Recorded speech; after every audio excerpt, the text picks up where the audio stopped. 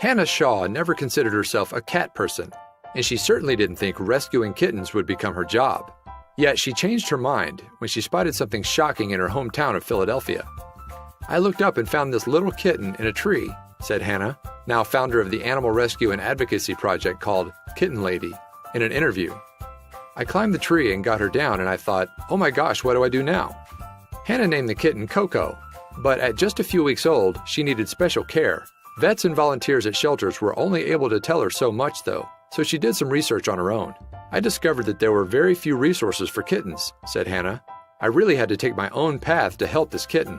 Eventually, Hannah adopted Coco as her own, as well as another cat named Eloise later on.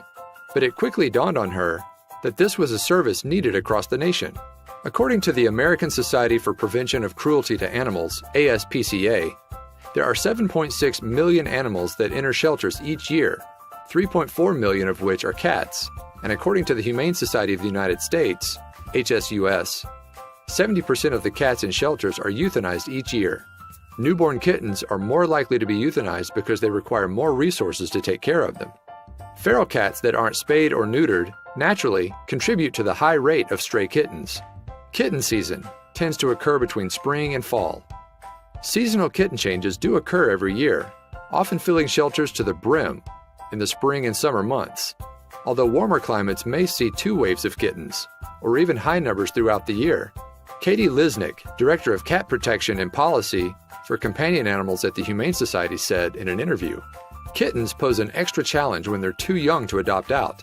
They need to be put in foster homes and take a lot of resources, both time and funding, to adequately provide care for them," Lisnick added.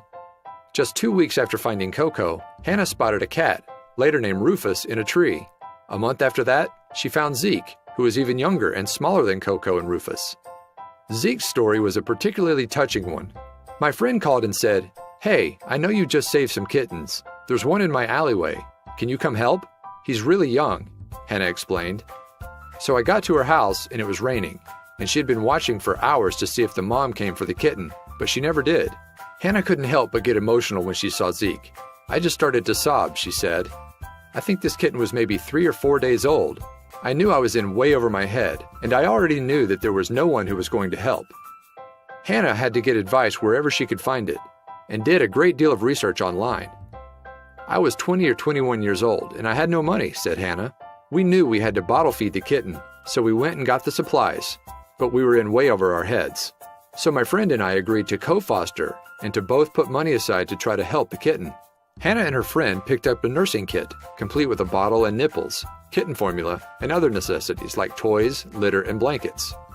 "I used to work in the public schools in Philadelphia," said Hannah. "I was so dedicated to this kitten that I would sneak him into school with me because he needed to eat every couple of hours. I would actually wear a scarf around my neck, and I would keep the kitten in my scarf, and I'd just excuse myself every once in a while to go to the teacher's lounge, and I would feed him in there, or feed him in the bathroom stall. Luckily, when the school inevitably found out, they were quite supportive. I was able to have Zeke kind of join the classroom a little bit, and he learned how to walk on the floor of the classroom. I was working in," Hannah says. "He went everywhere with us, even field trips. I was bottle feeding him outside of this museum, and I have a picture of him with a giant milk mustache." When Zeke reached the standard adoption age of 8 weeks old, a good friend of Hannah's in Arlington, Virginia, adopted him. "She's a huge cat lady, and she just loved this kitten," said Hannah. "It was saving Zeke's life that sparked Hannah's obsession with finding ways to save baby kittens' lives. She didn't want to just help kittens herself, though. She wanted to help others find resources to do the same thing. My lack of good information and resources is what inspired me to start my project Kitten Lady," said Hannah. "I wanted to give people a resource when they find a kitten in need." Hannah now spends her days organizing, providing resources for adoption, and educating the public about caring for kittens.